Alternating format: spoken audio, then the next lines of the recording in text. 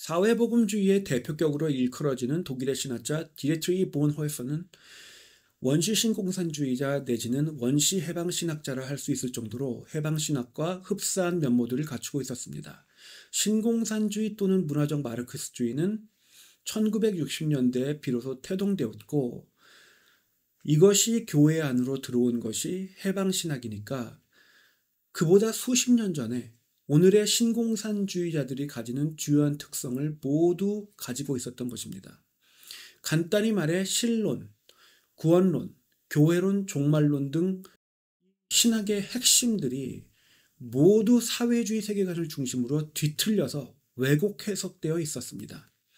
먼저 1900여 년간 성경에 기반해 발달되어 온 교회의 전통을 완전히 무시했습니다.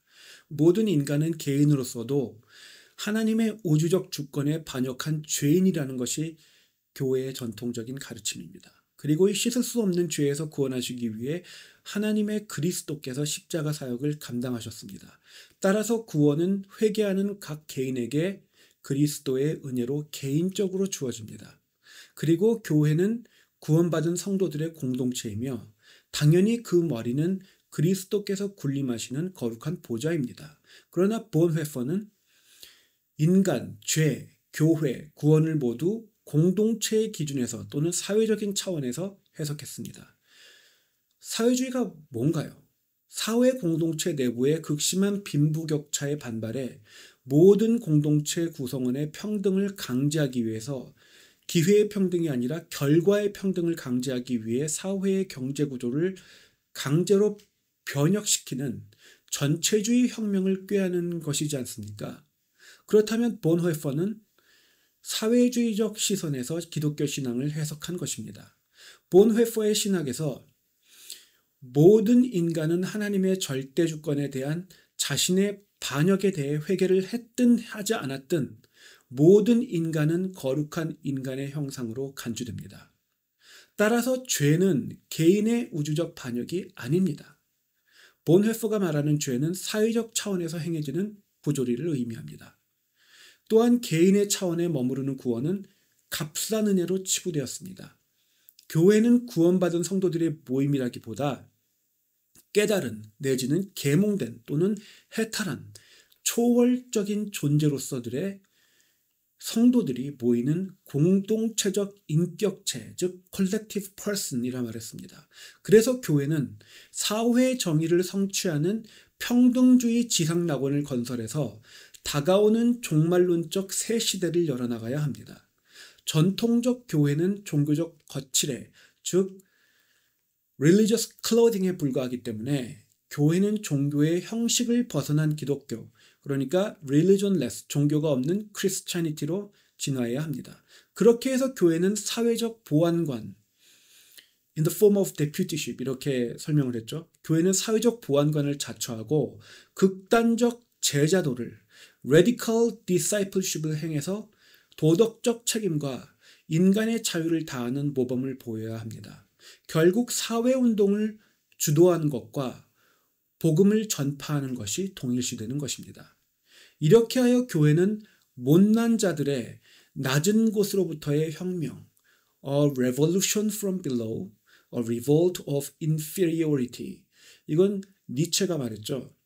이 니체의 생각을 차용해서 공동체 차원에서 도덕적 혁명을 주도하는 것을 통해 사회적 책임감과 하나님의 속성인 초월성을 닮아가게 된다 주장했습니다.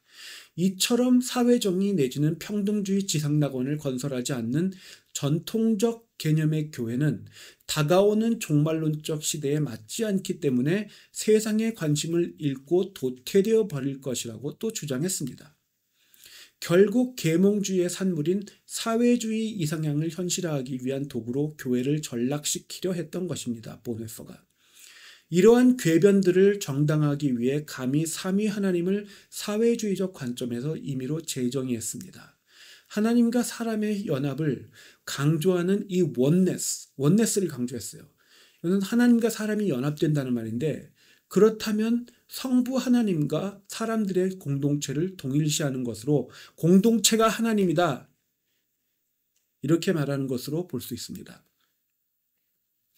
당연히 성자 그리스도를 공동체 자체로 인식했고 성령 하나님은 공동체의 사회혁명운동을 주도하는 혁명가로 해석했습니다.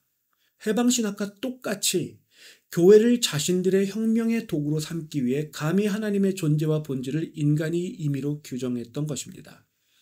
이러한 궤변에 기반하는 본회퍼의 원시 해방신학은 해방신학과 마찬가지로 심각한 교리적 모순과 위선으로 점철되어 있습니다. 첫째, 삼위 하나님을 자신의 필요에 맞게 재정의하는 것만으로도 이미 이단적입니다. 둘째, 죄가 개인의 반역이 아닌 사회적 차원의 부조리라면 그리스도의 십자가 사역은 의미 없는 일이 되고 맙니다. 공생애 중 보여주신 도덕적 모범만으로도 충분했을 것입니다. 죄가 사회적 차원의 부조리를 의미한다면 개인은 스스로 회개할 필요가 없습니다. 개인의 구원을 말하는 것이 값싼 은혜라면, 그러니까 cheap grace라면 성경이 말하는 구원을 추구할 필요 자체가 또 없어집니다. 그에 더해 그럼에도 개인과 사회의 죄성을 부정하지 않았다는 것은 모순적이기도 합니다. 세 번째, 회개하지 않은 모든 인간도 거룩한 인간의 형상이라면 굳이 기독교 신앙을 가질 필요가 없습니다. 이단 사상인 만인구원론이 정당화됩니다. 네 번째, 정부는 개인 위에 군림할 수 없다 주장해 평등주의 이상향을 주장했지만 성경은 평등을 절대적 가치로 간주하지 않습니다. 예를 들어서 성경은 어디까지나 삼위 하나님께서 다스리시는 왕정을 전제하고 있습니다. 다섯 번째, 교회가 사회적 보안관의 역할을 자처해야 한다는 주장은 교회가 마치 도덕을 법인 것처럼 강제하는 전체주의 정권으로 변모해야 한다는 말이 됩니다. 동시에 나치와 같은 전체주의 정권을 도입하지 않아도 사회복음으로 이상적인 사회를 건설할 수 있다 믿었습니다. 본회퍼가. 심지어 죽기까지 나치에 맞섰습니다. 따라서 사회적 보안관으로서의 교회의 이론 또한 모순적인 것입니다. 여섯 번째, 이처럼 본회퍼는 양극단의 태도를 동시에 취했기 때문에 그 주장들이 모순적이고 애매합니다. 따라서 오늘날의 해방신학자들이 필요에 따라 임의로 해석하여 자신들의 이론을 본회퍼도 지지했다, 본회퍼에 기반한다 이렇게 주장할 수 있는 여지가 농후합니다. 본회퍼는 역시 사회주의자였던, 보다 정확히 말해 국가사회주의자였던, 나치가 독일 국가사회주의의 줄임말이죠. 아돌프 히틀러와 대립했던 신학자로 널리 알려져 있습니다. 그러나 이것은 기독교 신앙과 독일 국가사회주의의 대립이 아니라 사회주의자들끼리 서로의 견해 차이로, 그러니까 원시 해방신학, 문화적 마르크스주의 대 전체주의 마르크스주의의 차이로 대립했던 것에 불과합니다. 또한 말씀드린 것처럼 본회퍼는 사회적 보안관으로서의 교회를 주장하는 동시에 전체주의 정권을 통한 사회주의 이상향 건설에 반대했으니 자기 모순이죠. 또 나치가 처음 시작되었을 때는 아주 소극적으로 반대만 했어요. 그러니까 전체주의를 이 사람이 거부한 건 아닌데 그러면서도 정권이 사람들을 위해 군림해서는 안 된다 이런 식으로 말했으니까 서로 반대되는 말을, 양극단의 말을 동시에 했던 겁니다.